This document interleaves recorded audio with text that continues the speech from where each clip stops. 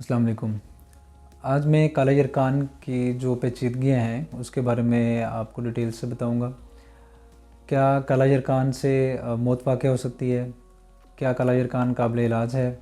और क्या काला यरकान 1 से 2 महीने में बंदे को मार देता है?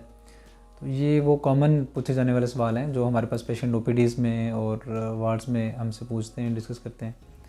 एक ही फैमिली के बहुत सारे अफराद जो हैं वो हेपेटाइटिस बी और सी, इसको हम काला यरकान कहते हैं, तो उससे मुतासर हुए होते हैं।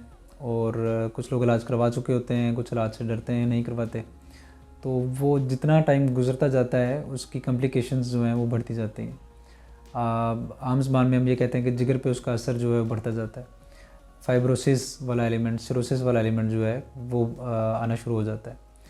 और अल्टीमेटली फिर एक ऐसी स्टेज आ जाती है कि जिसमें ये सारी चीज़ें इरिवर्सिबल हो जाती हैं, वापस अपनी असली हालत में जिगर नहीं जा सकता। तो इसको सिरोसिस या डिकम्पेंसेटेड लिवर डिजीज़ कहते हैं। तो इसको डेवलप होने में अगर यरकान को कंट्रोल ना किया जाए और उसका फॉलोअप ना रखा जाए तो उसकी वजह से ये वाली कॉम्प्लिकेशंस आ जाती हैं। अब हमारे पास बहुत सारी मेडिसिन जिस पे रिसर्च हो चुकी हुई है वो अवेलेबल है। हमारी गवर्नमेंट बहुत अच्छे और मुनज़्ज़म अंदाज में इसकी अवेयरनेस के लिए कैंपेन चला रही है। मेडिसिन बहुत जगह पे अवेलेबल है।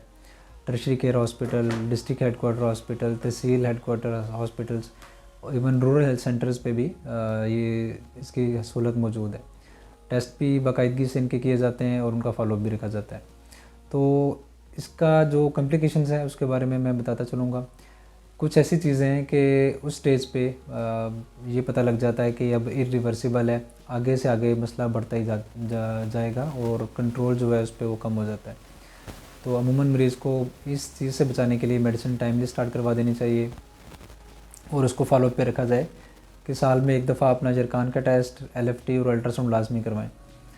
और इसकी जो कॉम्प्लिकेशन या पेचीदगियाँ हैं और ताकि उससे बचा जाए। और इसकी कॉम्प्लिकेशंस ऐसी ही हैं, अगर लिवर एक बार सिरोटिक हो चुका हुआ है, यानी कि फाइब्रोसिस डेवलप हो चुकी हुई है। फाइब्रोसिस का मतलब ये है कि लिवर का बहुत सारा हिस्सा काम करना छोड़ चुका हुआ है, तो इसको सिरोसिस कहते हैं। इसमें सबसे पहली जो चीज़ है वो है कि तिल्ली का बढ़ जाना।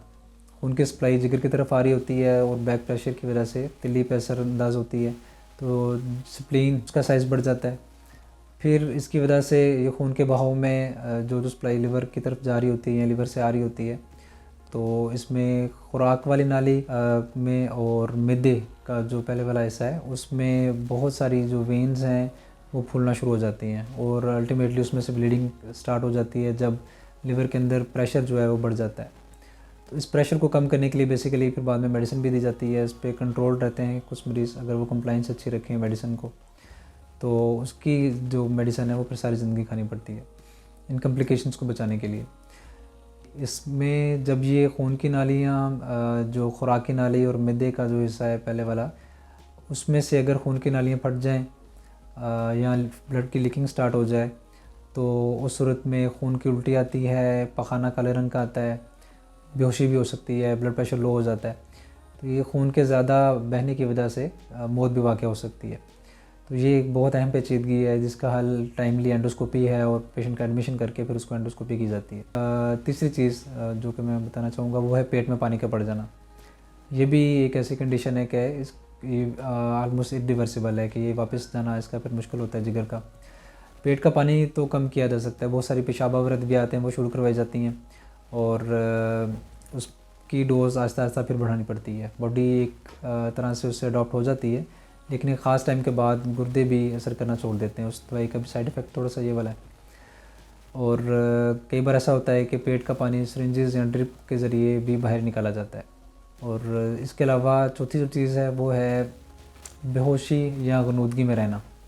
ऐसे मरीज़ जो है वो दिन के टाइम ज़्यादा सोते रहते हैं, ये अर्ली स्टेज है।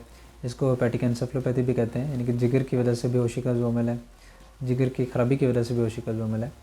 तो इसके भी 4 ग्रेड्स हैं। तो जैसे जैसे ग्रेड बढ़ता जाएगा बीमारी वर्स होती जाएगी और इसके भी रिवर्सिबिलिटी के चांसेस बहुत कम होते हैं। तो ये जो बेहोशी वाला अमल है इसमें बहुत सारे फैक्टर्स कार फरमा है। सबसे पहले तो इन्फेक्शंस होती हैं कॉमन, कुछ चेस्ट इन्फेक्शन इवन हो ऐसे मरीज़ को, जिगर का मरीज़ है उसको चेस्ट इन्फेक्शन हो जाए, पेट का जो है मसला हो जाए, मतलब कि डायरिया हो जाए उसको, कब्ज़ हो जाए, इवन ये भी काज जो है करवा सकती है। इसके अलावा खून की उल्टी आना, काले पखाने आना, ये भी एक फैक्टर हो सकता है। और डिहाइड्रेशन या नींद की गोलियाँ ज़्यादा ले ले मरीज़ ऐसा, तो उसके बेहोशी में या गुनूदगी में जाने का रिस्क बहुत ज़्यादा होता है, तो इन चीज़ों से अवॉइड किया जाना चाहिए। इन सब जो पेचीदगियाँ हैं हेपेटाइटिस सी, हेपेटाइटिस बी, जो काला ज़रक़ान है उसकी, तो उससे बचने का सबसे बेहतरीन हल जो है वो है प्रिवेंशन।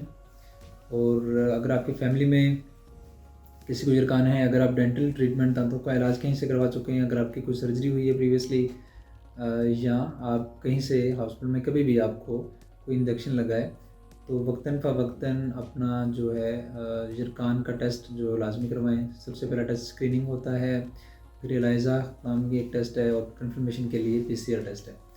तो अगर इसमें से कोई भी टेस्ट पॉजिटिव आता है तो अगले स्टेप पे जाएं और ट्रीटमेंट जो है वो टाइमली स्टार्ट करवाएं। बेहतरीन हल यही है कि टाइमली ट्रीटमेंट करवा लिया जाए। और अगर ट्रीटमेंट हो भी गया है उसके बाद भी फॉलो पे रहना होता है, एटलीस्ट 3 साल जो है वो अपना फॉलोअप अपने डॉक्टर से जिन्होंने इलाज किया है, जहाँ से आपने इलाज करवाया है, उनके पास लाजमी PCR की रिपोर्ट, LFT और अल्ट्रासाउंड लेकर जाएँ, ताकि जिगर की हालत को देखा जाए कि उसमें कोई तब्दीली तो नहीं आ रही, या जो LFT टेस्ट है, लिवर फंक्शन टेस्ट, उसमें कोई प्रॉब्लम तो नहीं हो रहा, या जो पेचीदगी हैं उसका कोई साइन तो नहीं आ रहा।